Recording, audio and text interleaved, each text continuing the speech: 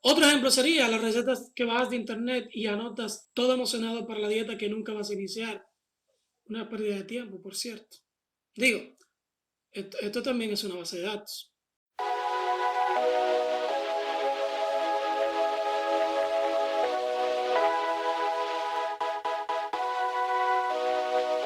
Hola, ¿qué tal líderes? Sean bienvenidos a este nuevo video, donde vamos a estar hablando de los fundamentos de las bases de datos.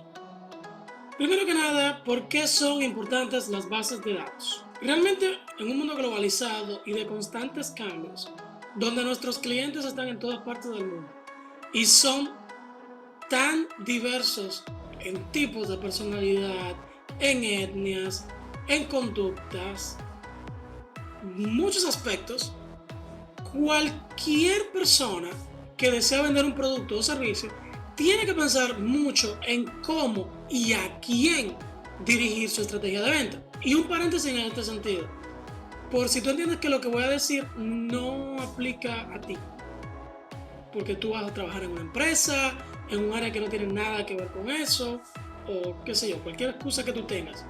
Aunque no lo creas, nosotros siempre estamos vendiendo. El principal activo, de hecho, que vendemos es a nosotros mismos.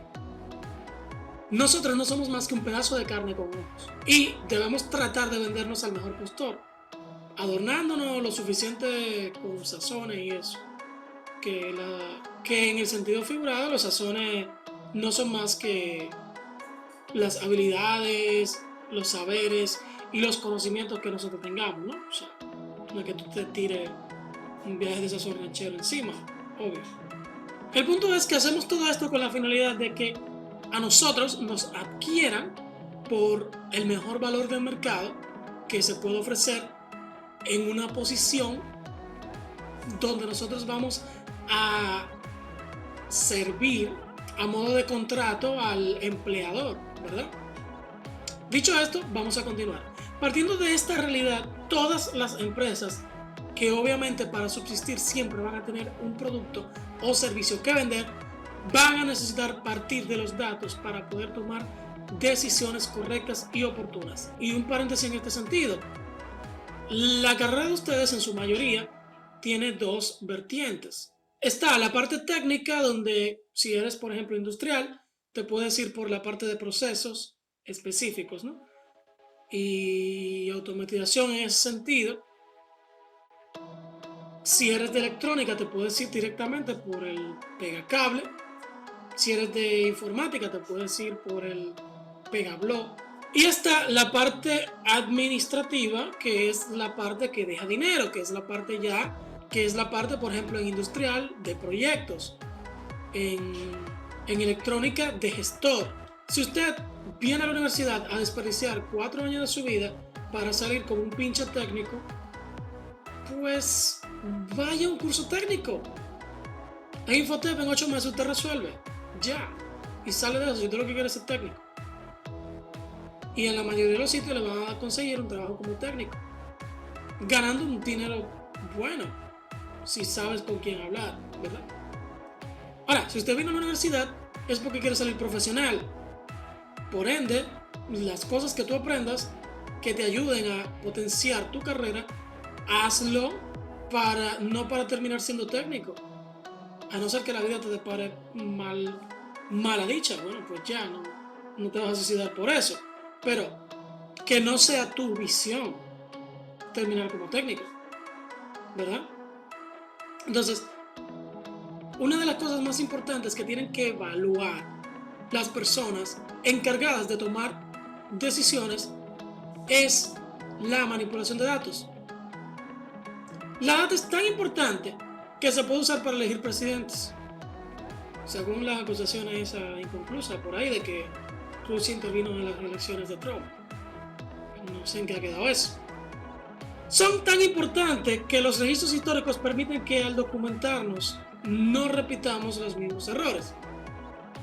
Sin embargo, lo cometemos como quiera porque somos obstinados y no tomamos las decisiones correctas muchas veces por emocionalismos, porque los seres humanos somos seres emocionales y muchas veces atacan a los sentimientos y por eso nos convencen de muchas cosas estúpidas. Son vitales en la sustitución de los procesos manuales, el reemplazo del papel y el lápiz, por ejemplo, por sistemas que permitan la auditabilidad, la recuperación oportuna de la información requerida, y de igual forma con las bases de datos es posible que, obviamente, mediante un sistema de registros, se pueda monitorear y automatizar casi todos los procesos que tú te puedas imaginar. Conocer los datos en tu institución permite saber cuáles son los productos que más se venden para poder enfocar los esfuerzos en estos y así obtener un mayor beneficio. Pero antes de arrancar de lleno con este video, tenemos que aprender ciertas cosas previas que te dejo en un video aquí en las tarjetitas, por aquí en algún lado, donde hablo de los fundamentos de programación y las bases de la lógica. Tranquilo, fiera, que es solo el primer video que te vas a ver, no son todos los videos. En él explico cómo funciona a modo general el computador, lo cual es necesario para poder meter mano con lo que sigue. Así que pausa este video, mira aquel y luego vuelve. Asumiendo que ya viste el video, lo cual sé que no hiciste para nada, pero vamos a asumir que sí lo hiciste, a pesar de que te digo en aquel video que no asumas, pero bueno.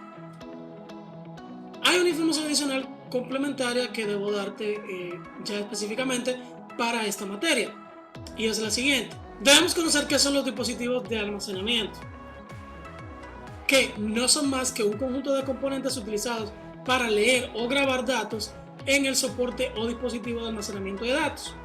Simple. Esto se realiza ya sea de forma temporal o permanente. La unidad de disco junto con los discos que graba conforman un dispositivo de almacenamiento o unidad de almacenamiento. Una computadora tiene almacenamiento primario, que son la RAM y la ROM, y secundario auxiliar, que son los discos rígidos, los disquetes, pendrive, entre otros. El almacenamiento secundario no es necesario para el arranque del computador. Estos dispositivos realizan las operaciones de lectura y escritura sobre los medios donde se almacena, lógica y físicamente, los archivos de un sistema informático. Existen diversos tipos de almacenamiento, como son los dispositivos magnéticos, que son la unidad magnética de cinta, unidad de disco flexible, etc.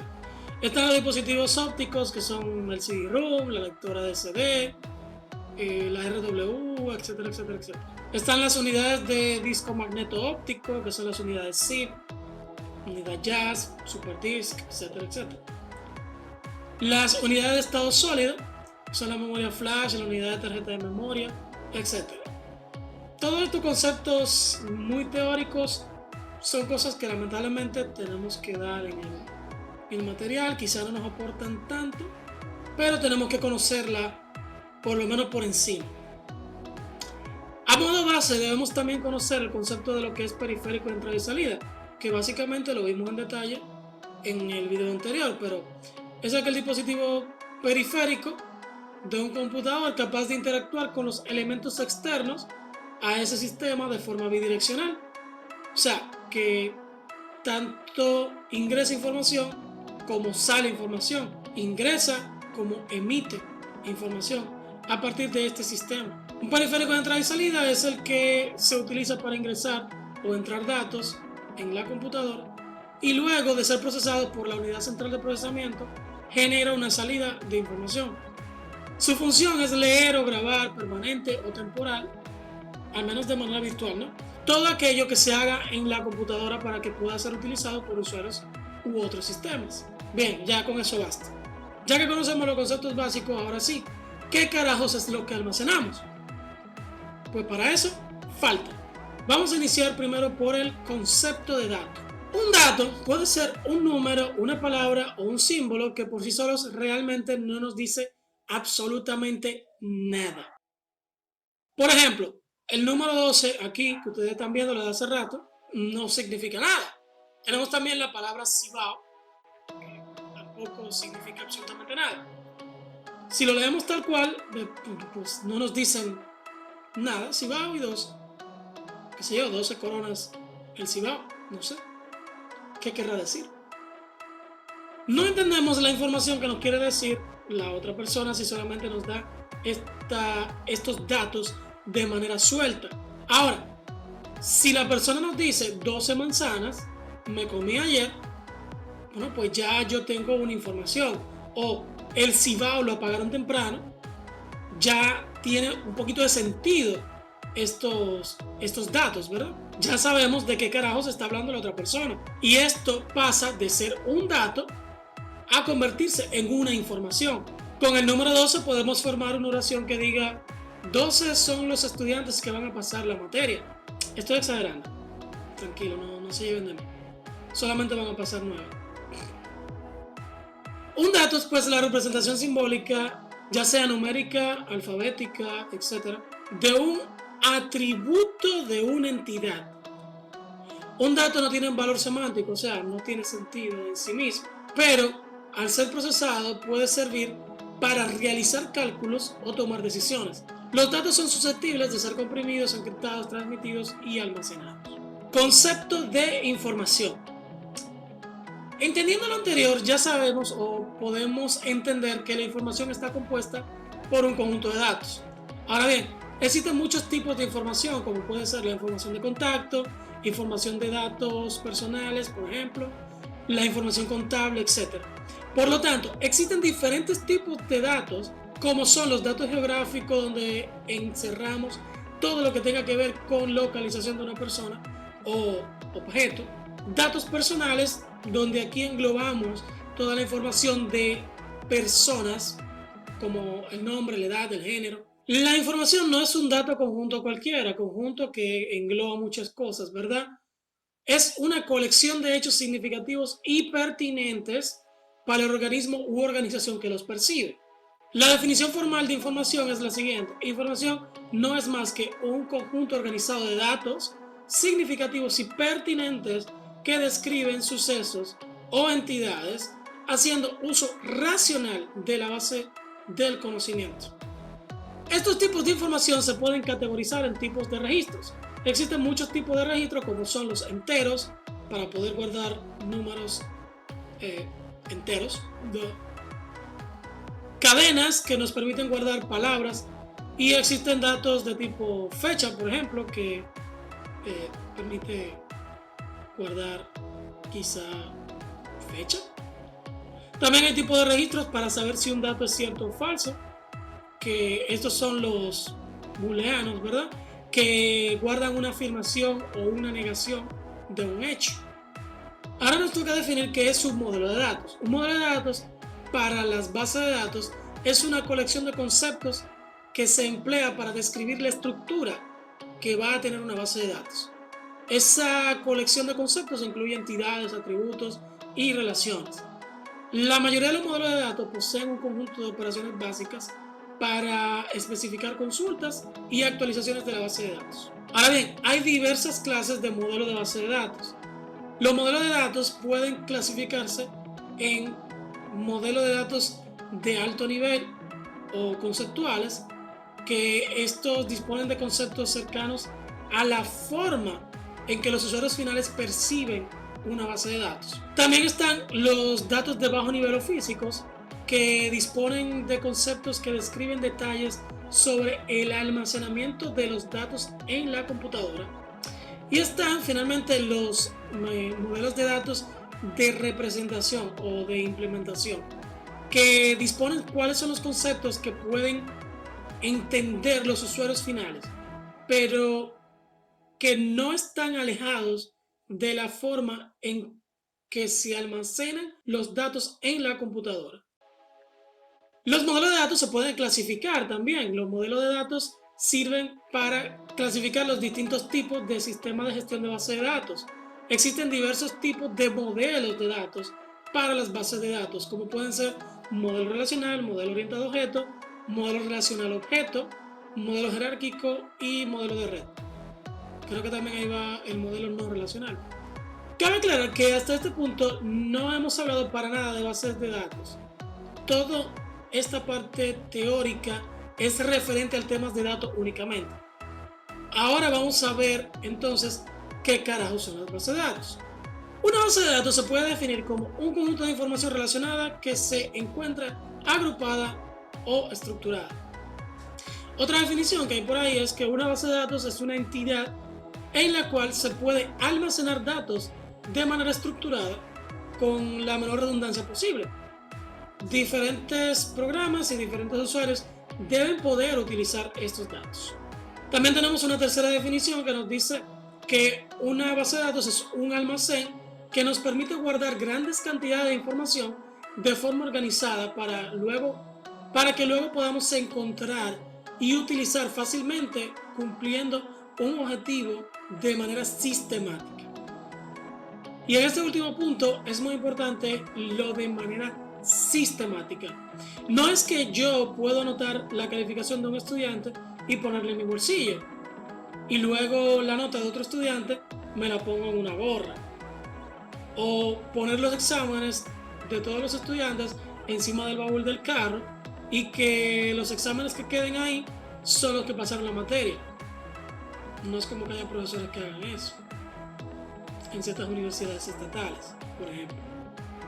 Eso no es el tema.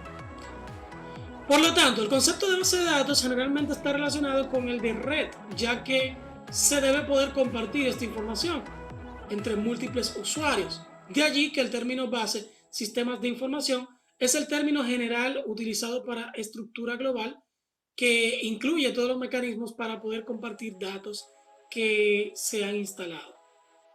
Desde el punto de vista técnico informático, la base de datos es un sistema formado por un conjunto de datos que están almacenados en el disco, que permiten el acceso directo a ellos y a un conjunto de programas que manipulan ese conjunto de datos. Pero la base de datos no tiene que ser algo tan técnico y con palabras tan rebuscadas. Vamos a aplatanar quizá la cosa un poquito. Seguramente usted tiene una tía que es negociante y ella tiene una libretita donde ella va anotando las personas que le deben, por ejemplo. También va anotando las que ya le han pagado y va llevando un histórico de más o menos lo que se ha gastado y lo que ha ganado para saber si sigue siendo rentable seguir negociando. Bueno, pues esta libretita es una base de datos manual, pero lo es. Es una estructura de información que está organizada, que cumple un objetivo común, que es llevar las cuentas, ¿no? Otro ejemplo sería las recetas que bajas de internet y anotas todo emocionado para la dieta que nunca vas a iniciar. Una pérdida de tiempo, por cierto. Digo, esto también es una base de datos. Hay ciertos principios que básicamente debe cumplir una base de datos. Por ejemplo, cada base de datos se debe componer de una o más tablas que guarden un conjunto de datos. Cada tabla debe tener una o más columnas y filas. Las columnas guardan una parte de la información sobre cada elemento que queremos guardar en la tabla. Cada fila de la tabla conforma un registro. La columna guarda una parte de la información sobre cada elemento que deseamos guardar en la tabla. La fila forma un registro. Una fila es la información porque es el conjunto de los datos. Ahora bien, para que sea una base de datos debe tener ciertas características. Estas características son la versatilidad en la presentación de la información. No importa cómo estemos almacenando los datos, debe tener una forma sencilla para mostrarnos. Cumplir con la necesidad de almacenar, recuperar, modificar y borrar la información. Redundancia mínima, que esto es evitar que haya información repetida innecesariamente. Aunque esto es más para bases de datos relacionales, pues en las bases de datos no relacionales puede que haya mucha redundancia sin problema. Debe tener capacidad de acceso compartida y concurrente, es decir, que varias personas puedan compartir la misma información al mismo tiempo y que los cambios que se hagan en uno se reflejen automáticamente en todos los demás. Tiene que ser íntegra, es decir, que los datos que yo consulté hoy sean los mismos si lo consulto mañana, obviamente si nadie los ha modificado. O sea, la información tiene que ser veraz, no que yo guarde Starling en el nombre del profesor y que dentro de 2 días, sin que nadie lo haya modificado, ahora aparezca Genilrats, que es Starling al revés. O que cuando consulte la edad vean menos 31 años, porque nadie tiene edades negativas, excepto Benjamin Button, por ejemplo. ¿Por qué utilizar las bases de datos? Dice Álvaro Felipe, fundador de Edetin, una red social de aprendizaje de tecnologías, dice lo siguiente: los datos son la base de las operaciones de las empresas. O sea, una base de datos proporciona a los usuarios el acceso a datos que puede visualizar, ingresar o actualizar en concordancia con los derechos de acceso que tenga, obviamente, lo que le haya otorgado el personal de seguridad electrónica. Se convierte más útil a medida que la cantidad de datos almacenados crece. Mientras más información tú tienes, más relevancia cobran las bases de datos. Una base de datos, algo que tenemos que tomar en cuenta es que una base de datos puede ser local, es decir, que puede utilizarla solo un usuario en un equipo, o puede ser distribuida, que esto quiere decir que la información se almacena en equipos remotos y que se puede acceder a ella desde diferentes equipos dentro de una red. La principal ventaja de utilizar una base de datos es que múltiples usuarios pueden acceder a ella al mismo tiempo, simplificando la colaboración. Estas son algunas de las razones y también las razones que dimos al principio del video. Siempre que vamos a tomar decisiones debemos hacerlo basado en datos para que así cometer la menor cantidad posible de disparates. Vámonos al siguiente tema: administración de bases de datos. Rápidamente surgió la necesidad de contar con un sistema de administración para controlar tanto los datos como los usuarios.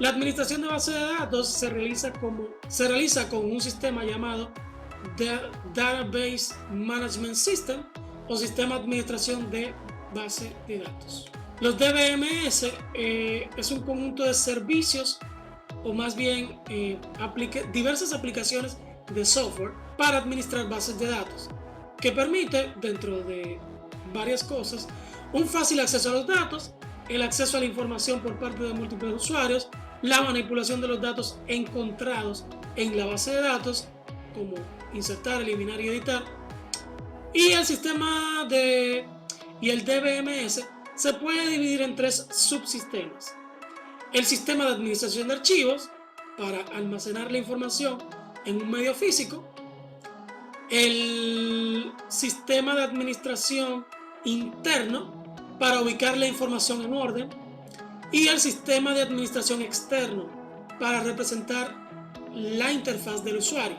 Dentro de los DBSM más conocidos están para sistemas relacionales está MySQL, que después de que Oracle comprara su Microsystem, la comunidad creó una versión llamada MariaDB, que en verdad es casi lo mismo.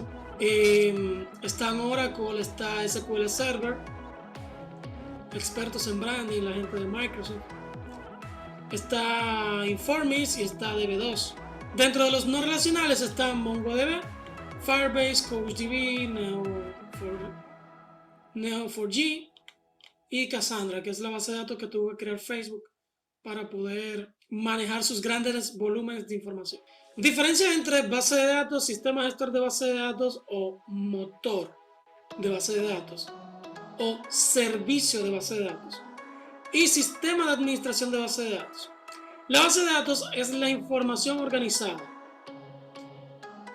El Database Management System es el que permite manipular esa información, crearla, editarla, borrarla. Y el estudio de administración es un software que permite hacer las operaciones del sistema de administración de base de datos o sistema gestor de base de datos.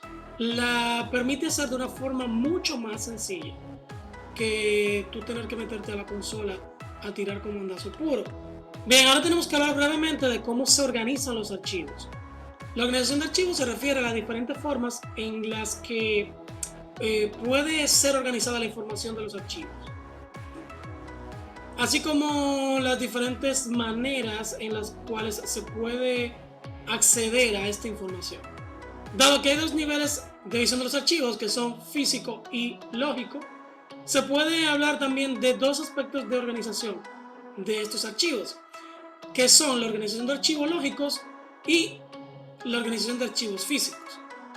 El sistema de archivos está relacionado especialmente con la administración del espacio de almacenamiento obviamente el almacenamiento secundario, fundamentalmente con el almacenamiento en disco. Dentro de la organización lógica, la mayoría de las computadoras organizan los archivos en jerarquías llamadas carpetas, directorios o catálogos. Cada carpeta puede contener un número arbitrario de archivos y también puede contener otras carpetas.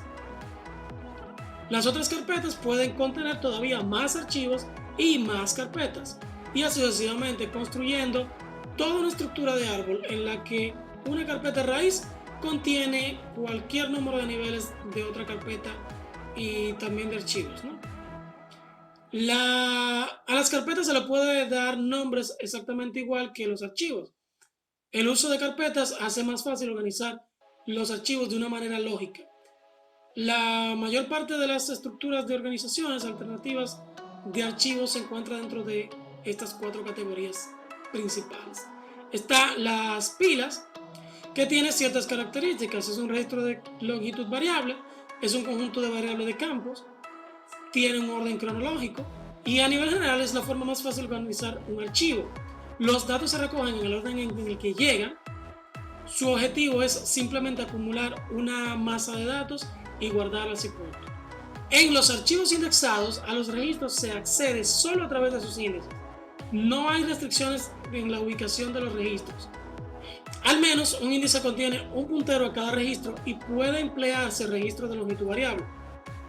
Se suele utilizar 2 tipos de índices, uno exhaustivo que contiene una entrada para cada uno de los registros de los archivos principales y se organiza como un archivo secuencial para facilitar la búsqueda posteriormente. El otro índice es parcial, que contiene entrada a los registros donde esté el campo de interés. Los archivos secuenciales tienen un conjunto fijo de campos en orden constante, tienen un orden secuencial por el campo clave o llave primaria, ¿verdad? Que es la forma más común de estructura. Y esta es la forma más común de estructura de archivos. Se emplea en formato fijo para los registros, son de la misma longitud y constan del mismo número de campos de tamaño fijo con un orden determinado. También pudiéramos dentro de estos catalogar los archivos secuenciales indexados, donde los registros se organizan en una forma secuencial basada en un campo clave representando 2 características: un índice del archivo para soportar los accesos aleatorios y un archivo de desbordamiento.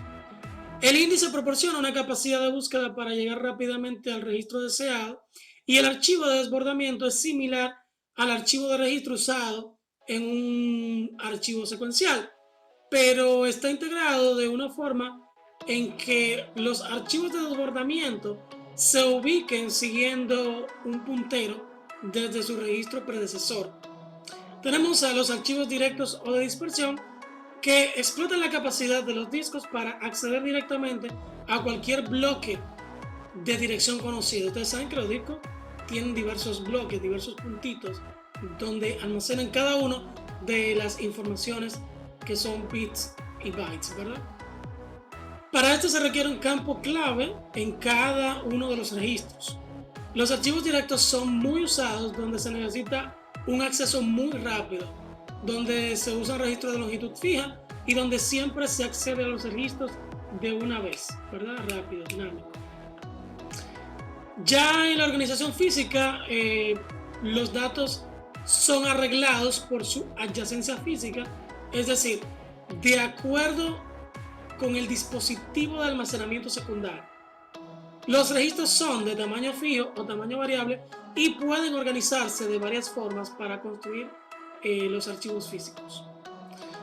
Bien, eso es ya todo lo que tiene que ver con la parte más tediosa, que es la parte teórica.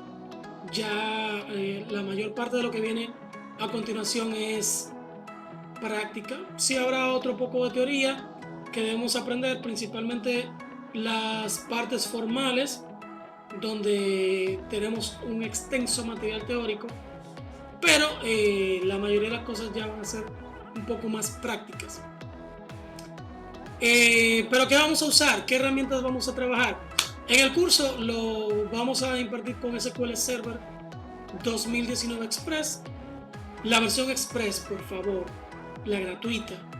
No bajen las versiones Pro o la versión Developer, diga porque usted quiere ser lo más monstruo o quiere tener lo último de la Coca-Cola.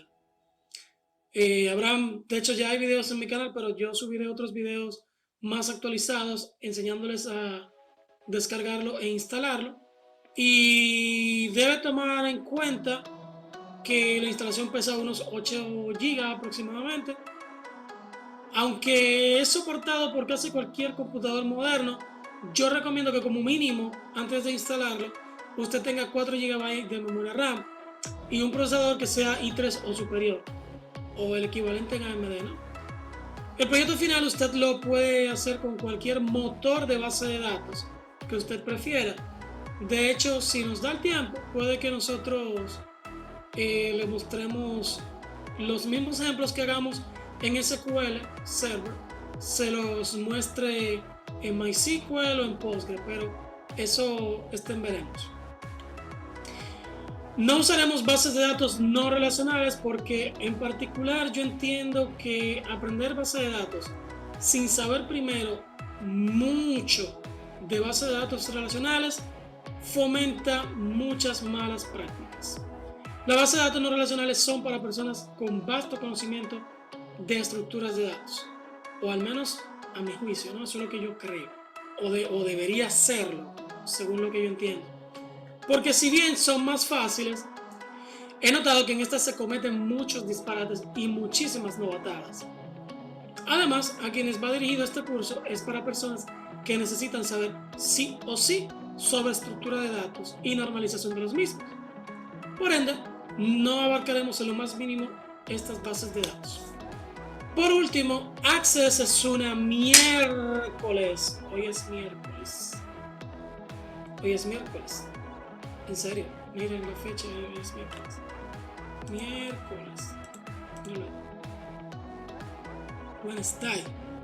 En fin, el punto es que Access no es una base de datos, por más que lo quieran defender como tal. Sí, yo sé, cumple con los requisitos para hacer una base de datos. Pero no tiene integridad de la data, si quieres buscar una razón per se, ¿no?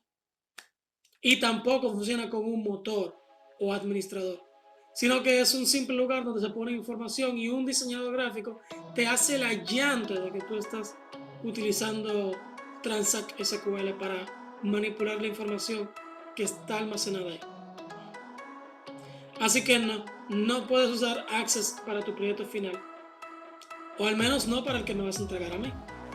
Además de que yo no bajo documentos. Si tú subes una base de datos Access, yo voy a tener que bajarla y no la voy a bajar. Recuerden que ustedes al proyecto final me van a entregar el código, el script, lo van a subir a GitHub y yo lo voy a poder visualizar en el mismo GitHub y verlo y copiarlo si lo quiero copiar. Y nada, líderes, eso ha sido todo por esta ocasión. No dejes de suscribirte al canal, coño, que estoy dándote contenido bueno. Te va a impulsar pila en tu carrera. Dale like a esta vaina. Realmente estoy compartiendo contenido chévere. Esto te va a ayudar, tú me lo vas a agradecer. Suscríbete, dale like. Y nos vemos en una próxima ocasión. Bueno, no nos vemos. Realmente tú me ves a mí, pero bueno, entendete el punto. Chao, chao.